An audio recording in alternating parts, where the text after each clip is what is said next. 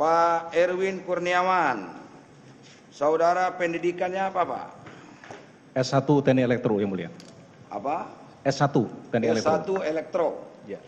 Teknik Elektro. Teknik Elektro. Iya. Oke. Saudara punya keahlian di bidang pengadaan barang dan jasa? Tidak ada, Yang Mulia. Tidak ada. Tidak ada. Saudara bekerja sama dengan Bakti atau bekerja di Bakti? Kontrak kerja saya dengan PT Menara Cahaya Telekomunikasi untuk PMU. Oh, saudara bekerja di PT Sarana Telekomunikasi. Menara Cahaya Telekomunikasi. Menara Cahaya Telekomunikasi. Betul. Telekomunikasi. Ya. Itu perusahaan apa, Pak? Perusahaan penyedia jasa PMO ke Bakti Kominfo. Oh, jasa ya. Ya. Konsultan maksudnya. Semacam itu, Yang Mulia. Termasuk Pengawasan pekerjaan proyek. pengawasan. Ya. Bagian pengawasan. Betul, Yang Mulia. Bukan memberikan masukan untuk penyusunan mulai dari rencana acuan kerja umpama RAK. Bukan. Bukan. Dari mana mulainya? Saya bergabung dengan PT MCT untuk PMO Bakti Kominfo mulai 1 April 2021. 2021. 2021. 2021. Ya. Begini aja lah daripada begini. Begini aja. Nah. Jadi saudara adalah salah satu tenaga ahli Betul, Yang di Mulia. perusahaan tadi. Betul. Itu siapa kepalanya, Pak? Atasan saya Pak Gandhi Situmorang.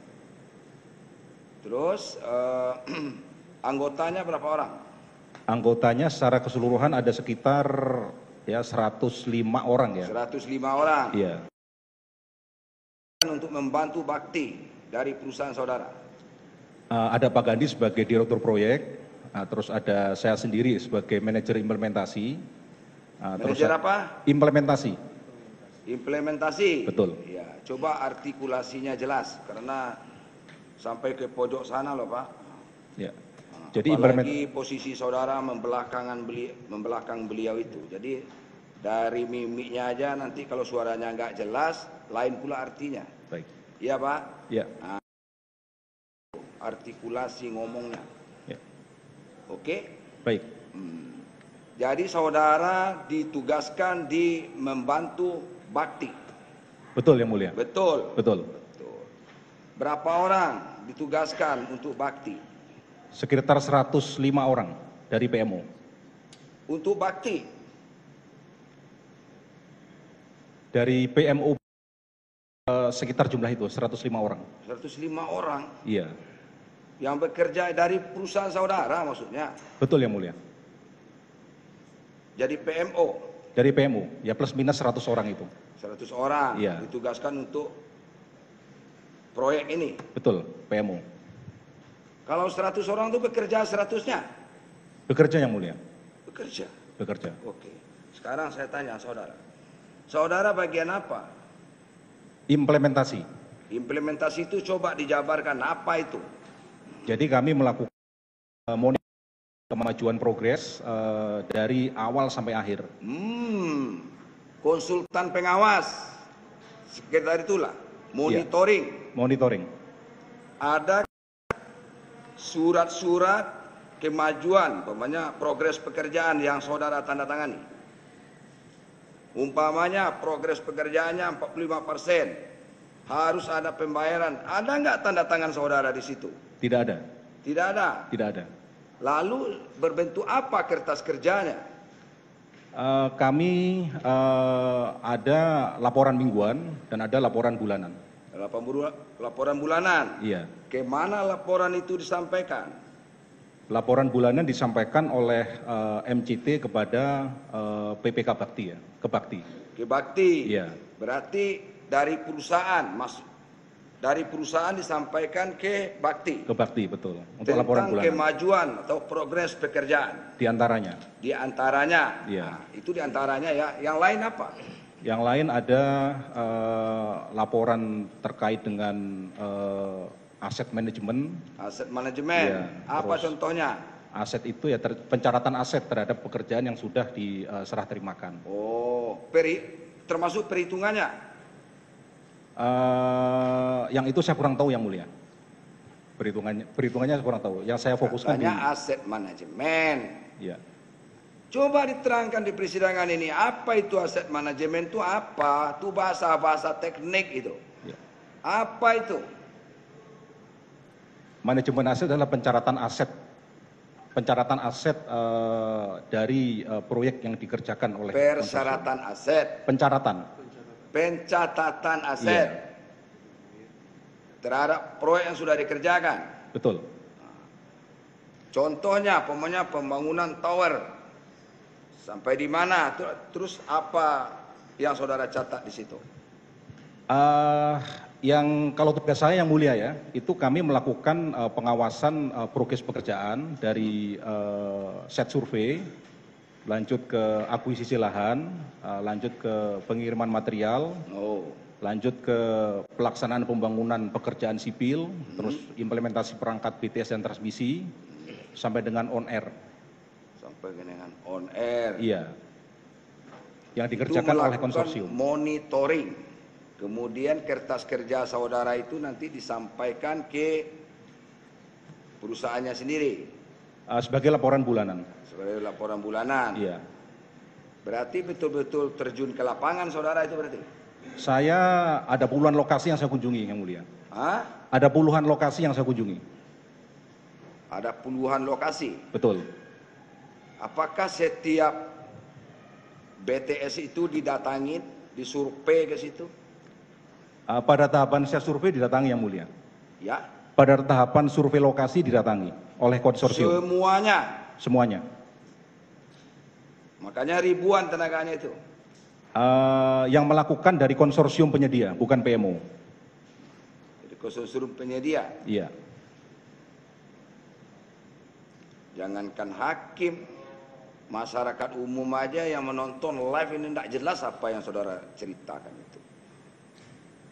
Di mana coba jelas? Monitoringnya seperti apa? Ya. Jadi kami pada saat kontrak ditandatangani, terus pekerjaan berjalan, yang pertama dilakukan adalah melakukan survei lokasi. Survei lokasi. Survei lokasi, betul. Nah, terus? Nah, survei lokasi ini dituangkan dalam bentuk laporan survei.